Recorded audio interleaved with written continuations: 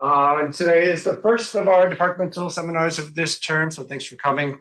Trying to talk about lots of different topics in linguistics, a chance for you to learn, but also connect and discuss. So the talk will be 30 or 40 minutes, maybe 45 minutes, then we'll have a chance to discuss for another 15 minutes. So feel free to be thinking of questions, whether you think it's a general basic question or a very specific question. We're looking forward to some discussion afterwards. We have some people following along online. And for those of you who are online, if you want to be involved in the discussion, you can put questions into the Q&A in Zoom, and I'll read those out too as part of our discussion time.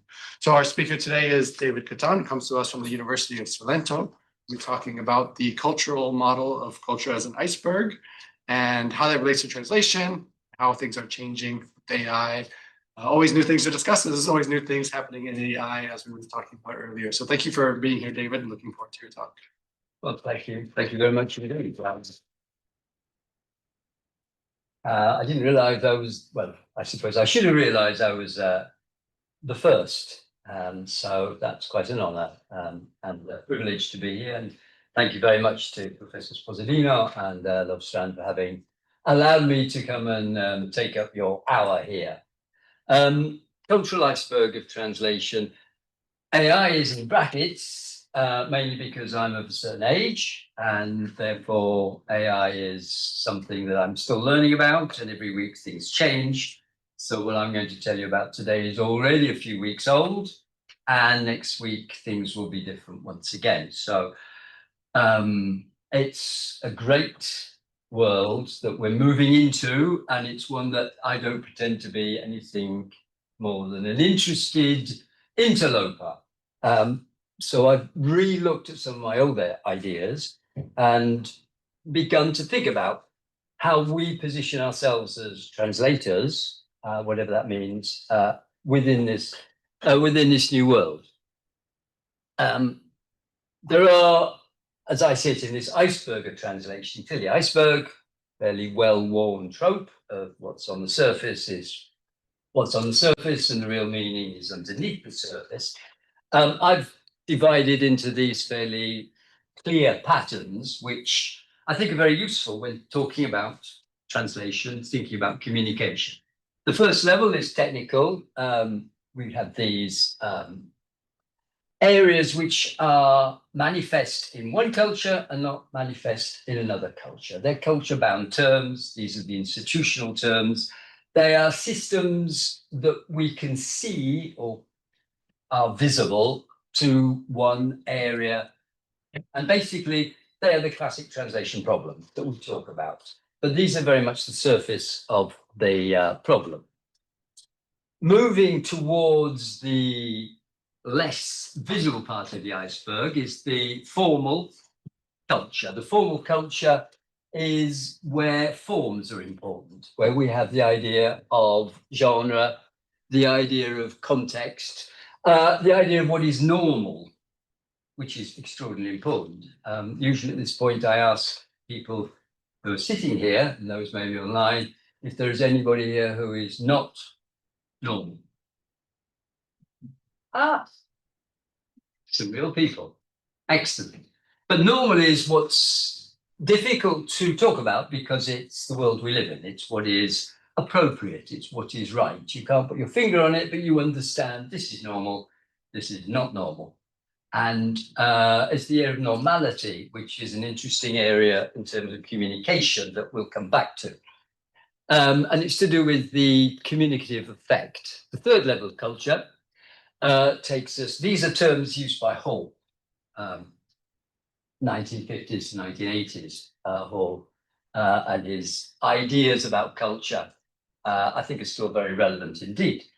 This third level is the level of informal culture. This is the level of values, of beliefs, of feelings, where we are affected by what we read, by what we hear. And there is a response, an affective response. So we're looking at translation not just as a text-based concept, but one which has meaning, and that meaning has an affect on ourselves or on others. The fourth level, which I won't talk about, is one that is very much more the area of those involved in cultural studies, and post-colonial studies, and that is the political aspects, the ideological aspects that affect the whole of the cultural iceberg. We will leave this out, it is important, but it's not what affects the professional translator, the day-to-day translation, but clearly it affects the whole industry itself, but we won't go there. Now, AI. A long time ago, before some of you were born, very possibly, there was a French business magazine, really in French. I don't speak French, but I understood that it talked about jobs and jobs today, 2013, and I vaguely understood that it talked about the number of jobs in 2025. And by sheer coincidence, we are in the year 2025. And it talked about the traducteur. And basically, it's quite clear that it talked about 11,000 jobs in 2013 and 3,000 in 2025. I had no idea what the text said because I don't speak French. So in 2013, I asked the machine translation to translate what this meant. And as you can see, the machine translation didn't do a great job. Gave me the idea that translators or translation software would be taking over from translators. But the language itself was clearly not appropriate, not fluent, and not particularly accurate. That was August 2013. By April 2016, machine translation was doing a much better job. Increasingly reliable, self-written and oral translation software will make their useless services, okay, we're getting there. By May 2024, DeepL was doing a brilliant job. And we have increasingly reliable written and spoken machine translation software will render their services useless. Excellent. As a technical translation, the surface of the iceberg, this is absolutely a very good translation. And the translator at this point, as many of us are concerned about, may well be a machine, because the machine can do that job extremely well. And this particular machine is actually fluent in over 6 million forms of communication, which is not bad. But this is a translation. It works nicely in Italian as a translatere problem or a translatere issue. And this is where we get, to a certain extent, to the fourth level of the iceberg and ourselves. How do we position ourselves in terms of what is translation? What should it do? And how should we translate? And this is really the crux of the matter.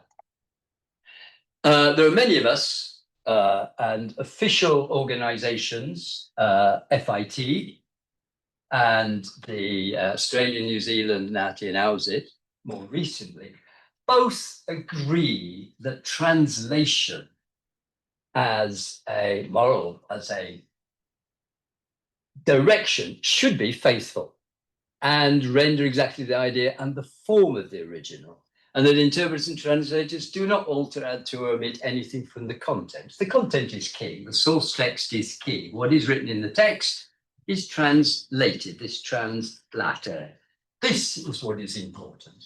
And this guides every single level of the iceberg, which is what DeepL does very nicely. But this presumes, this is the conduit theory by Reddy, is that we can laterate, we can carry across on all levels of the iceberg. And that is that, in the sense of, if that is the form and the content in the original, we'll carry it across into the new culture, into the new text, and that will be the end of our job as translators. But of course, there's a different theory, which is that of translation is communication, and translation is intercultural communication. If we go down that road, it's a very different issue, and DeepL doesn't do the job.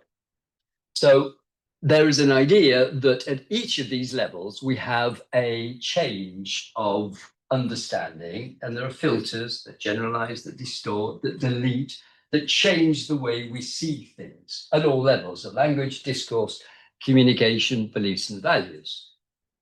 The problem, of course, is that translators, the translating profession and the translating authorities, those who tell us what to do, FIT, they are risk averse, and they believe that we should not move out of that comfort zone of the text itself. And translators themselves, this was a research project I did some years ago, asking translators about this. The classic comments were, well, I'm a translator. I shouldn't change the text. The text is the text. And that is absolutely what we should be focusing on. An old article, which is from 2004, Patricia Sewell, talks about the students buzzing around the translation class, rather like bees around honey.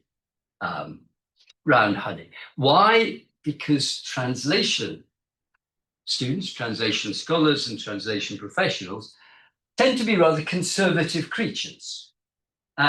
We like to have a text, and that's what we work on.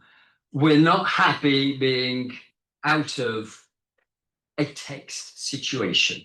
And she gives 5 different reasons, which we won't go into, but there is a self-selection of conservatism and of the security of the text itself, which is where the limits of the machine come into view. So if we go back to that DeepL translation, we can see it is a very literal translation. So we've got rendront leur service inutile, render their services useless.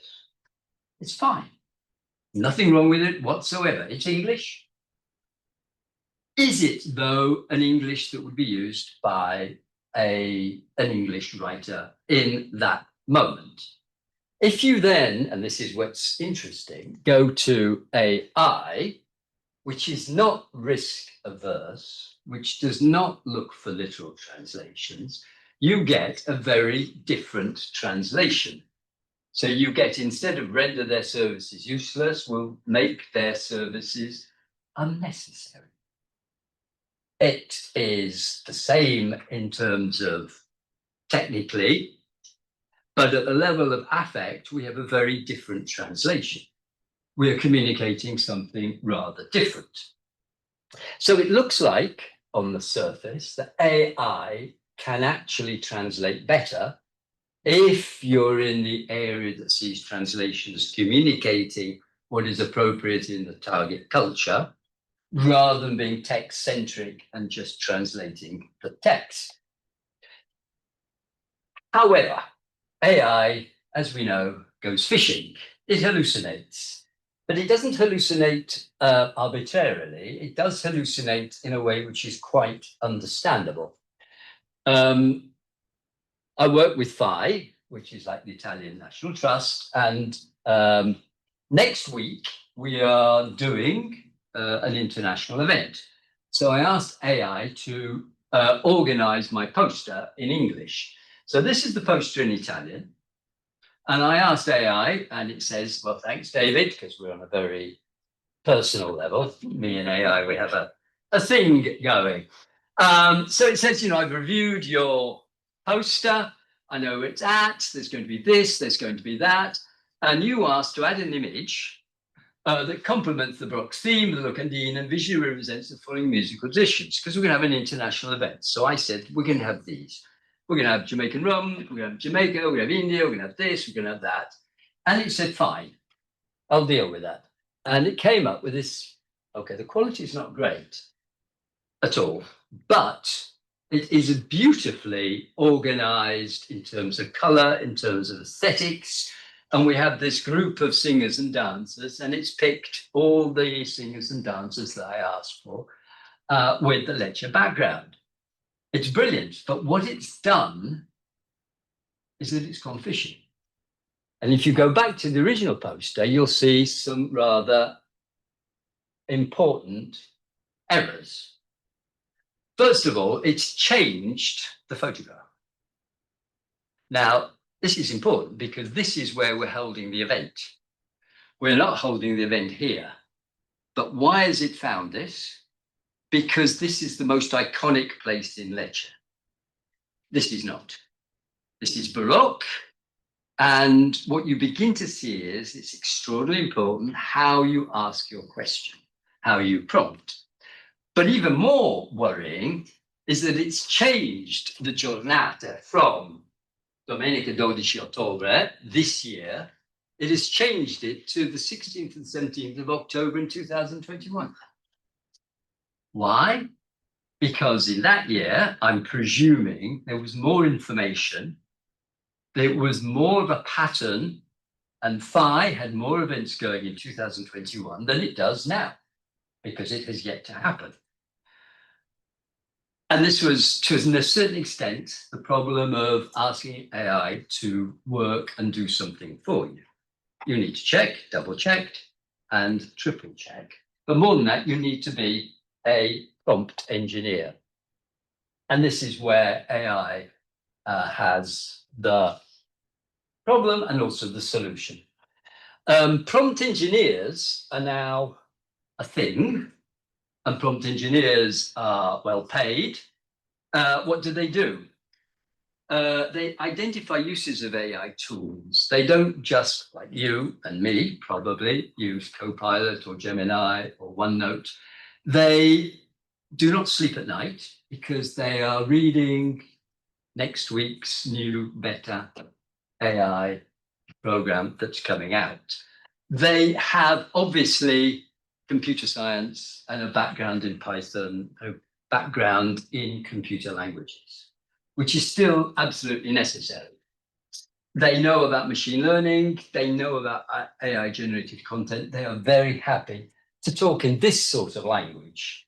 So when they write a prompt, as the prompt engineer I work with, he says, remember you're talking to a 6-year-old child. Explain the steps as if you're talking to a 6-year-old child. And write, remember to think carefully about each step and provide detailed and accurate results. And respond only with the data. So I didn't say that. I did not say, use the background I'm giving you. I did not say, be sure to do this, be sure to do that. And of course, the more computer literate you are, the easier it is to talk to AI. It understands this language much better than I do. Okay, so that's one side of AI, is that the prompt engineer, and if you're not prompt engineer, you get as close as you can to becoming. The second thing is, let's have a look at these 3 stages of the iceberg and see how AI can actually bring us out of this comfort text-centric translatorate zone to our own benefits. So the first level, that of what we can see, what we can touch, what is visible. I'll be using tourism as an example some of the time. Here is my local webpage for Lecce, which is the Office of Spettacolo e Turismo. And we'll just look at 2 or 3 things. And here we have obviously the address. We got the CF, we got PIVA, we got URP, and we got PEC. These are clear, but not necessarily easily translatable because they're to a certain extent culture bound.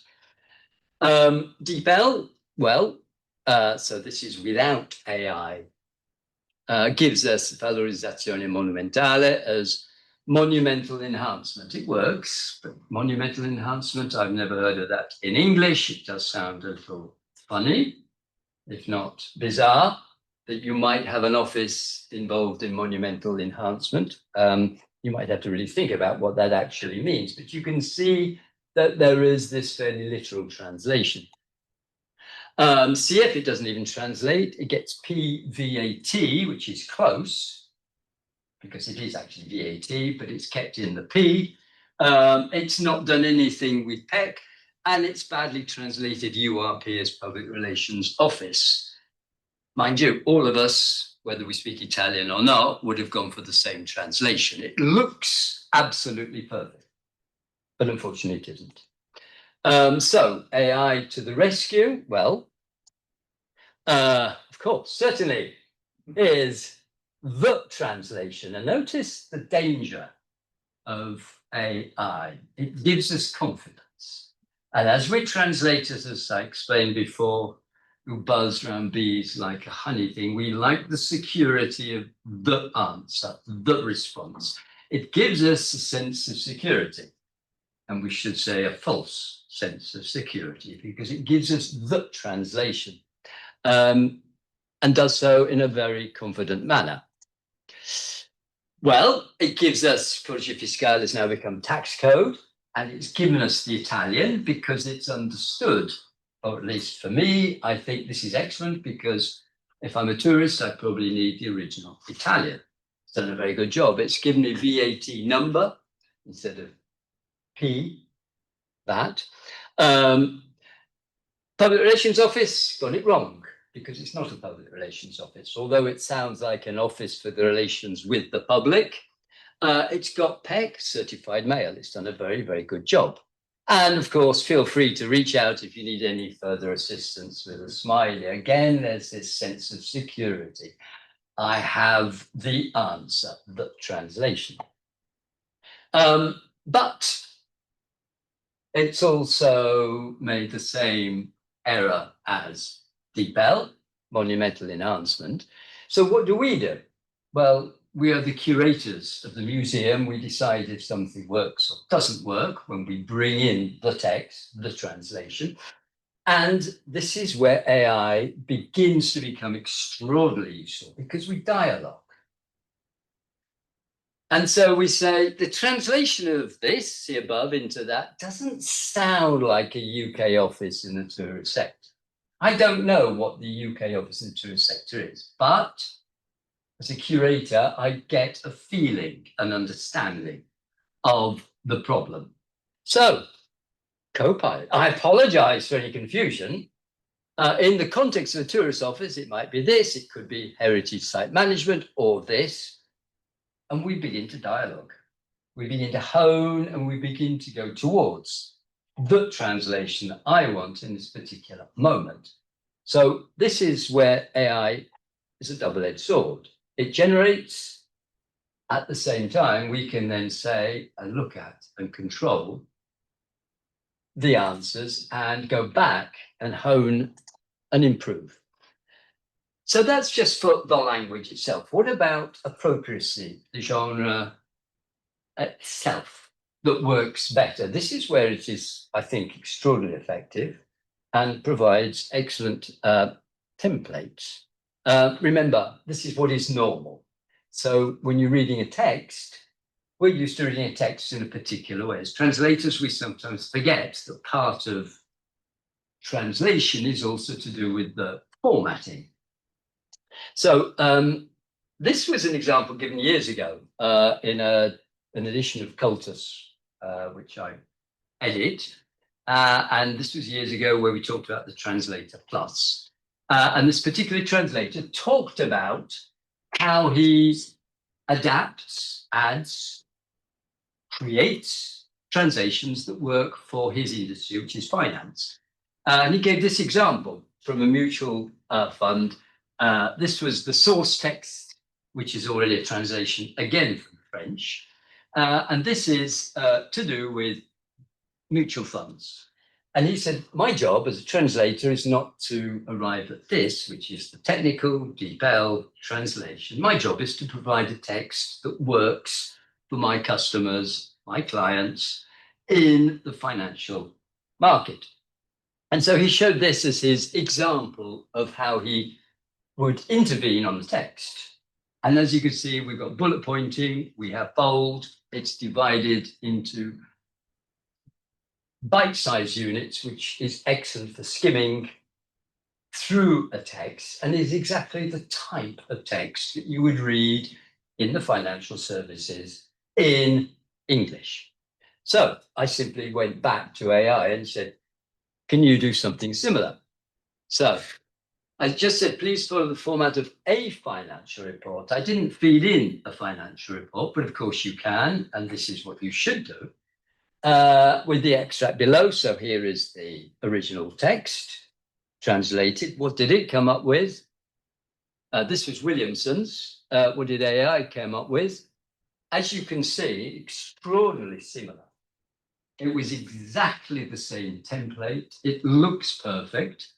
And indeed, at least for the subject titles, it is very good. We've got financials, financial sector, information technology, and consumer discretionary consumptions is an important error, easily made. They are similar, but significantly different. And the rest, healthcare materials, basic materials.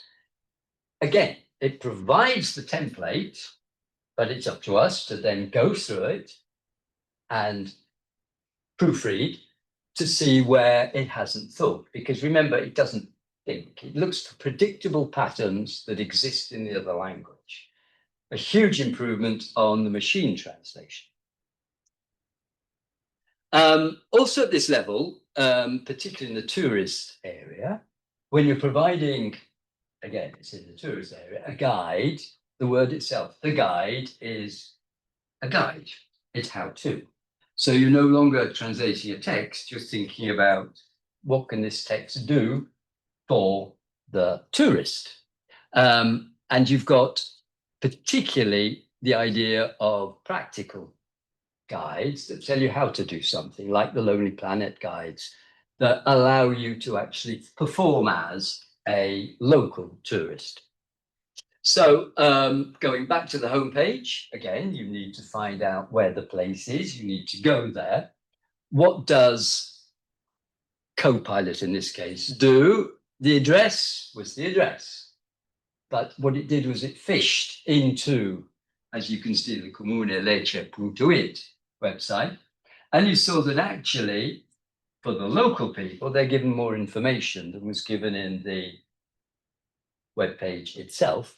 And it came up with entrance via the via dei Fedeli Uno ground floor.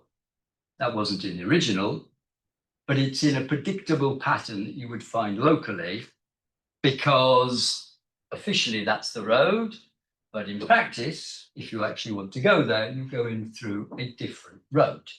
This is where it's extraordinarily useful, where it fishes for locally appropriate local patterns of use. Here's another guide. This is how to drink coffee in Trieste, written for Italians. And you think, well, Italians know how to drink coffee, but if you go to Trieste, as this text tells you, we Triestini drink coffee differently. So the text is designed in the original to explain to the locals how to drink. And it's in an ironic form, which works very well in Italian. The translation, the official translation, as you can see, to each his own coffee, because it's ciascuno suo, which is third person singular. And it begins in a Triestine cafe. One can hear orders like this: give me a long decaffeinated cappuccino and a cold glass without little foam. So you can hear that it's not native language English. You can also hear the inappropriacy of going to a coffee bar and saying, give me, because that's not polite. And you can also possibly hear that there is play, because in general in Italian you just go and say coffee and you get your coffee, or un caffè, and that's enough. So it's trying to make light of the Triestine way of doing things, which is complex. And it explains that coffee is called coffee, but it's also called Nero or Nero, and the cappuccino is not the same as it is everywhere else. There are subtle variations such as the gocciato, which is great for the locals and is great for Italians because they learn the differences. When you're translating, you could translate the text, and there is the translation of the text, or you can tell Copilot, please translate so that it becomes a useful text for this couple here who like coffee, and in particular Starbucks coffee. So they love coffee, they want to know more about coffee, they're visiting Trieste. For the first time, they don't speak Italian, But they will use this information when walking around Trieste, which is what it's designed for, because it gives you a map which coffee bars to go to. So what does it do? Well, certainly, of course, here is the translation, because that's what it does very well. And it's appropriate. So we've got to each their own coffee. It's become aware of English and the need to have appropriate genders. And it then moves on at the very beginning to contextualize, which isn't in the original. It explains in Trieste, which is here, it has its own twist. When you're walking around and want to order, keep these local preferences in mind. This was not in the original. And I don't particularly like language, but the template is excellent. The idea of contextualizing, and maybe I would say in Trieste, a city on Italy's northeast coast, well, I'm already there reading it, so it's not useful. However, I might keep coffee culture as its own unique twist. That's quite nice. I might keep that. When you're walking around Trieste, want to order, I might keep that. But what it does is it offers the template. You then decide what to do with it. So it then, instead of going through verbosely the coffee differences, like with the financial bullet point, it bullet points the differences. It's picked the Anglo style of bullet pointing, given us the information we need and an explanation, which wasn't in the original. Remember, gotcha was not explained. It gives us what we need to be able to move on. And also, which is very interesting, is Triestini take their coffee seriously and sitting down to enjoy it as part of the local lifestyle. So no to-go cups here. Now, what's interesting is I hadn't thought of that as an idea for this translation. So I've been giving this translation to my students for a long time.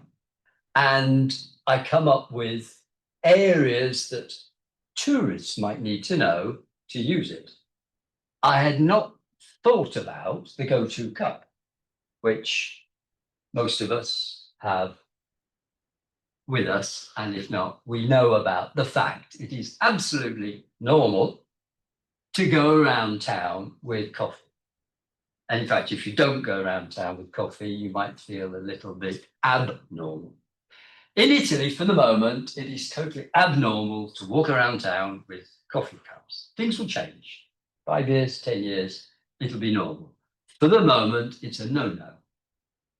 And this was picked up, which is absolutely great. But what it did not pick up on, as I asked in the prompt, is the fact that a UK tourist who doesn't speak Italian but loves coffee. Remember, it says, and this is the last line, embrace the spirit of Trieste by ordering and in inverted commas, we have the word to use, which is a black coffee. So instead of saying coffee or café, I can become a Triestine and ask for an N-E-R-O. Now, N-E-R-O sounds like Nero, as Robert De Niro, but De Niro is De Niro, and if you want to order a coffee, you have to ask for a Nero. Now, this morning, as Ignazia noted, I tried ordering an Italian coffee. It was rather difficult. It was written espresso, and I thought I would like an espresso. And the lady said, sorry, and I repeated espresso. And it was twice that she said sorry. So I thought espresso was, no, I probably said espresso. Probably used in Italian accent. And that was enough to put the poor lady completely off. So what would you do if you were translating this? You would add the pronunciation and write Nero, as in air, A-I-R, but Nair, and written like that, and O-O-H, if you want to get into the spirit. So this is the idea of translation as communication, translation as being able to do something with the text, which is not what FIT or the Australian or New Zealand translation interpreting organizations in theory would permit. Last point is the values area, again, the bottom of the iceberg. So not visible in the text, but it's what affects us, and particularly promotional language is extraordinarily important. So what is it that pushes us or pulls us to become tourists? Clearly, promotional organizations need to know. Now, here we have vouloir, which is clearly the want to, the desire to. So I need to read a promotional text, and hopefully it will hit the hot buttons that create the desire. But of course, there's an Italian desire, and there's an international or an English or a French. There are different ways of being attracted to somewhere. This is my hometown, and unfortunately I don't have this view, but nevertheless it's a view which is iconic of Puglia, which is clearly unica and inimitable. And here is the Italian text. And as you can imagine, it focuses on the sea. Here it's on the two seas, the Adriatic, the Ionian. Here we've got the coast, and here we've got the Adriatic. So it's saying, have your holiday here because we have the sea. We have different types of seas. The photograph is of the sea. Now, we know, having done research on this, that when non-Italians, particularly British and American, come to this part of the world, yes, they like the sea. The sea is very nice, thank you very much. But we also like the food, we like the wine, we like the olives, and we like the hinterland, we like the farmhouses, we like the local lifestyle that is there. We're not going to this particular place for the sea. The sea is part of the context. Whereas for Northern Italians, that is what Salento is. It is the sea. And this is a perfectly adequate, if not good way of attracting Italians to Salento. It works very well. So if we translate it for the outsider as a machine translation, in the sense it's a text-based translation, of course we keep the sea, the coastline, the sand of the coast is washed by the Essex Sea. And this is when you have the holidays, and the beach holiday destinations on this stretch of coast are it's sea, sea, sea, sea. It's a little bit monothematic.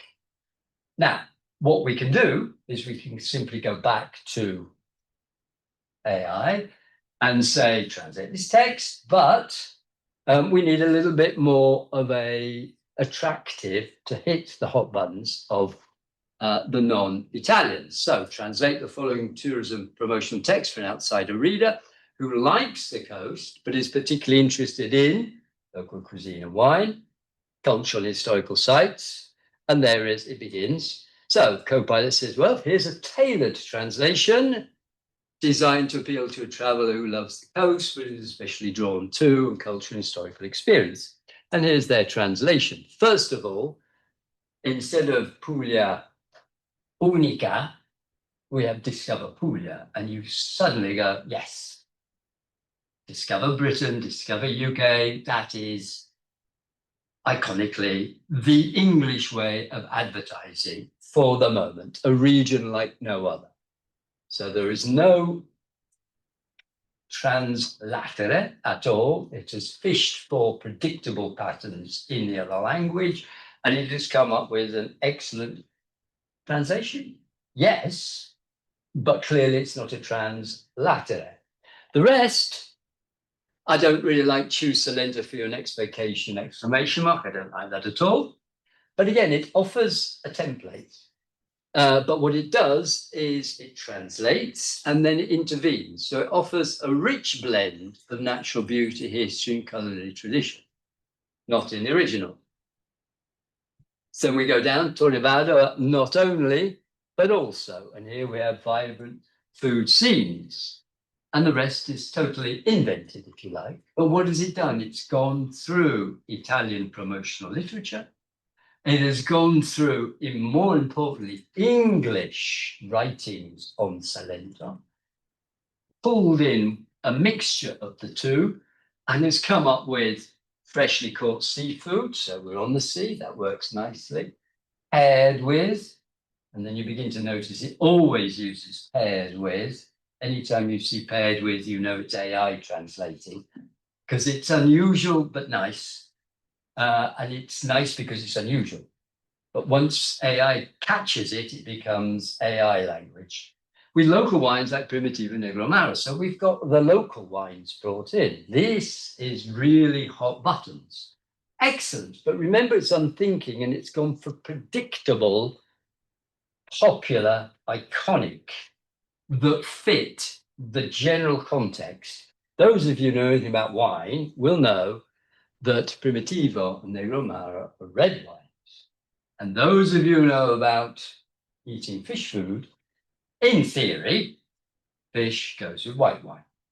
And this is where you need the government health warning, because AI creates and is absolutely fantastic, but needs to be, like a 5-year-old child, looked after.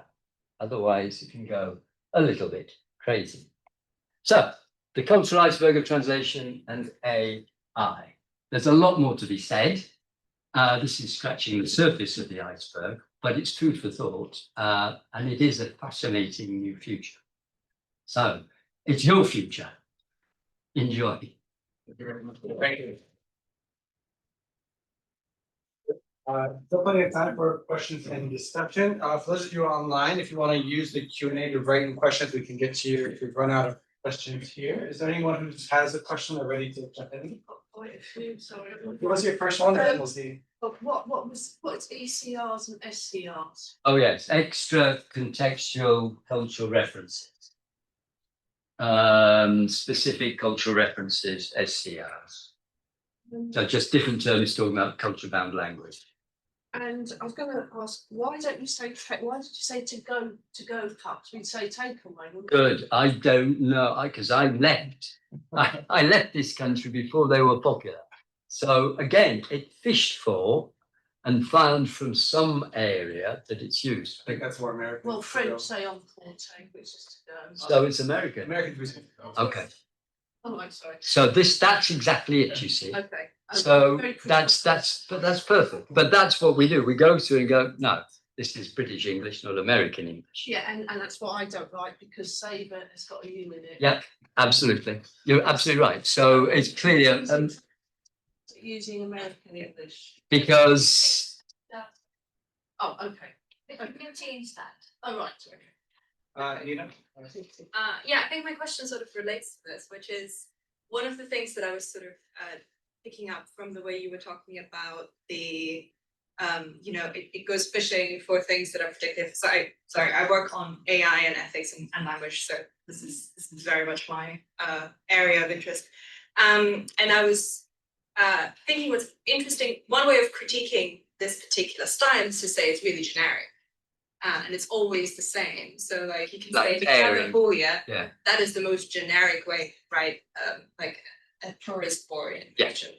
So I guess from the way that you were talking about it, it sounded more like, oh, this is good because it's familiar. But then the counter argument would be, there is a particular reason why the original has something else, so that it actually catches people's attention rather than just going, oh, this is just generic text that sort of slides into your brain.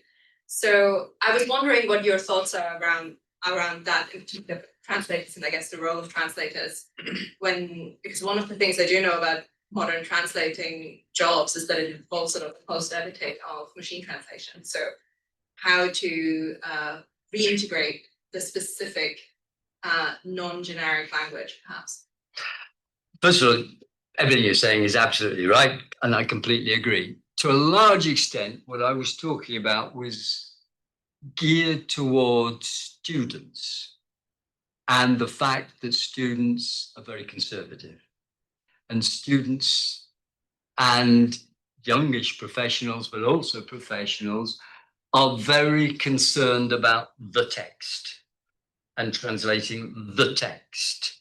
What this does is it breaks that umbilical cord and comes up with discover, which is familiar.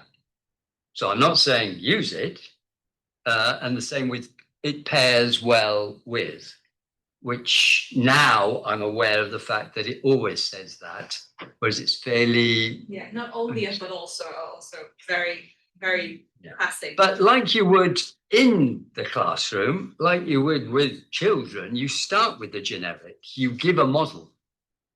And that's where it's brilliant, because it gives the model. You then come in and tailor it. And that's where our job becomes the job. I mean, we were talking earlier about the revolution of the calculator in the classroom. It gives you what it's designed to do, but that's not the answer. That's part of the process. And so it gives you a nice model that breaks away from that traditional the text. And that, I think, is great for all of us, because we're all, I think, like the students buzzing around the honeypot, we need that text. And it's brilliant for taking us away from that. It provides the template, a template, and then we come in and create the final job. We might not like it at all, but it breaks that mold in a way that is not safe, because it comes up with some frightening, predictable, like the poster. The poster was great. And I could have just said, great, I like the new characters there, the singers, the dancers, without necessarily noticing it had changed the dates and the year. But it does provide that template for us to start working with. Any other questions? I don't have a question per se. I just have an observation. The way you said that there's a reassuring tone to it, because it says certainly and thanks, and don't worry, I'll do it for you. Yeah. So in this, and the reassuring template as well. In the same way, I have observed that because it is bound by so many rules and regulations, and it cannot give any kind of inappropriate answers at all. So very often, specifically in translation, but otherwise as well, it really changes the emotional texture of what you want to discuss or what you want to translate, because of its own limitations in terms of rules. So oftentimes when it calculates something as inappropriate, it's just going to tone it down. So it's not very accurate translation that way. No, you're absolutely right. And that's that fourth level of the iceberg where ideology comes in. And it is extraordinarily worrying. Yeah.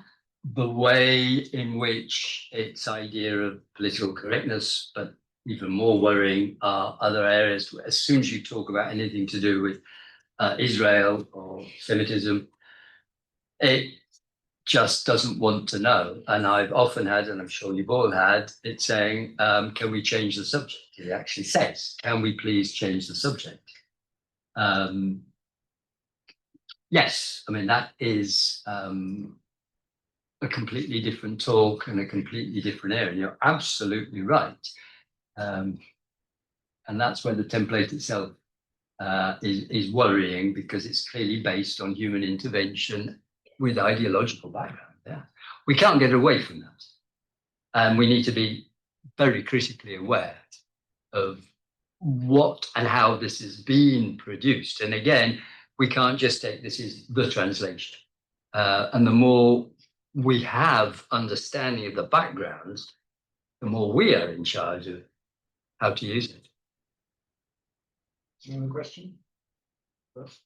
So what I've understood from this is that AI's in translation is kind of similar to AI when it comes to like essay writing and things like that, in the sense that it misses the human touch in a way. So for example, when you're translating, you won't be able to have like those social cultures, like say like different words that they be used like that are region dependent and stuff. And my question is, do you think that because AI is moving so fast, do you think it will get to a point where it will be able to understand like human culture and things like that, and be able to integrate it into its own translations? Yes, in the sense, But I mean, you're absolutely right. I mean, you can see the way it's moved from 2013 to today. First of all, it doesn't think. So we have to try and understand that what it does is it looks at mind-boggling numbers of texts and contexts, and is enabled in fractions of seconds to do something that would take us years. And with the developments, this is becoming even more so. So it is fine-tuning in terms of local language, dialects, varieties, contexts. It's getting there already. So, I mean, it already knows, okay, tourism promotion has this sort of language in it, and tourism promotion regarding southern Italy, written by English and Americans, tends to have this sort of language in it. But the great thing is that it generates, and you can talk back and say, I'd like you to add a little bit of this sort of language, and you can give it a bit of Yorkshire English and say, follow this model. And the Yorkshire English might be about something completely different, and it will produce your tourism text written in Yorkshire English. It will do that very happily. It will then look for that register. So, yes, but it will never knowingly know what it's doing. Yeah, it will never automatically go into human slang and stuff. No, but if you tell it to do so, it'll do it. It'll do what you tell it to do. I mean, it really is an obedient 6-year-old child. It's a very obedient 6-year-old child, but it'll do what you tell it to do. And if you are not as clear as you might be, it'll go off on its own tangent and needs, protective playpen places. But it can only get better by the week, and is something that we need to understand better and use. But it needs management, like any other frighteningly advanced tool. But it's a tool. So, sorry, but probably because I'm of a different generation. I can't see the benefits of it, because in the end, you still have to have people talking and we can. I mean, it's bad enough now if people are not actually meeting up. But if you're going to run it through AI and then check it anyway, I can't see that you could have just found that information anyway. I mean, is it to save time? I know it's technology, and I'm probably a bit of a Luddite, but Well, I think one thing is is very different. It obviously, in a certain sense, can save time, but what it does do, and that's what I'm interested in, is it takes us translators out of a comfort zone of being highly influenced by the text and translating the text. But no one would do that. If I was doing a translation thing, I would look up other examples. I'm sorry, I don't want to use my MA. I'm no expert. But you'd still be basing what you're doing on the text. What's not in the text would not easily be part of your job.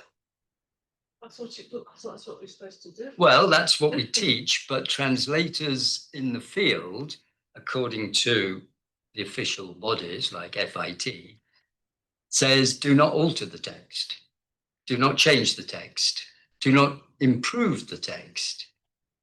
So particularly for students, it's a way of getting us out of the comfort zone and being made aware of different texts or different language. So Puglia unica e indimenticabile is Puglia unique and unforgettable. So you might play with that and go, oh, Puglia is a unique, unforgettable Puglia, which is the text translation. Discover Puglia is a way out of that and makes you think, why am I translating what I'm looking for? I want to look for something that would be a stronger pull, because that's the intent of that particular text. think what's trying to we especially with creative text, we've always been told that machine translations, but moving to artificial intelligence is the other way around. It's letting us see different solutions where we need to be creative and dance and extract stuff. That doesn't work with literary translation where you cannot be that creative. Well, I've not looked, and I need to. Well, I used to teach in literary translation and feed that back in. And I was wondering, literally this morning, again, it just offers differences. It offers alternatives. But the important difference is that once it's offered an alternative, you can go back and say, don't like that very much.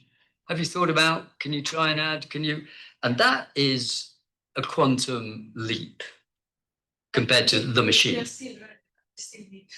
Well, maybe on this practical note, there's a question from somebody online who asks a very practical one to thank you for the presentation and asks, what advice would you give to a student thinking of entering undergrad or grad studies in regard to employment in translation? Oh. Well, first of all, I'm not sure if that's a direct reply.